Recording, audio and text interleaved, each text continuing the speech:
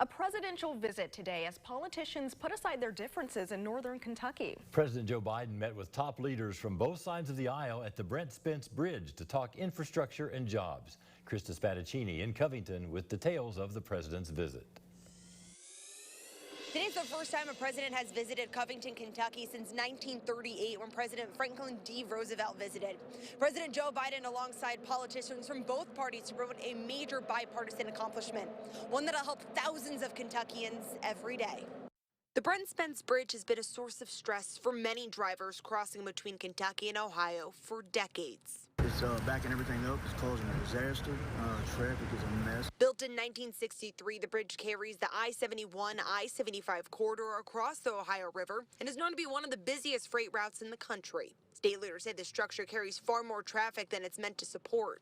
Saying my prayers as I cross that bridge, being inches away from an 18-wheeler often, you know, it's kind of a white-knuckle experience. It's needed renovation since at least the late 90s. But since the bridge was built without tolls, millions of dollars have remained in the pockets of travelers instead of funding improvements. People have talked about the Brent Spence Bridge, but folks, talking is over. Today, the U.S. Department of Transportation's Federal Highway Administration announced the Brent Spence Bridge Companion Project will receive more than $1.3 billion during the first rounds of funds from the president's infrastructure program. Political leaders from both parties are happy to finally get the money needed to fix it. The truth is, this bridge could not be built without these federal dollars. Critical to sales, supply chains, tourism, and more. On top of everything else, this project is going to create thousands of construction jobs right here during the building process. Construction will repair the current Brent Spence Bridge as well as build another next to it.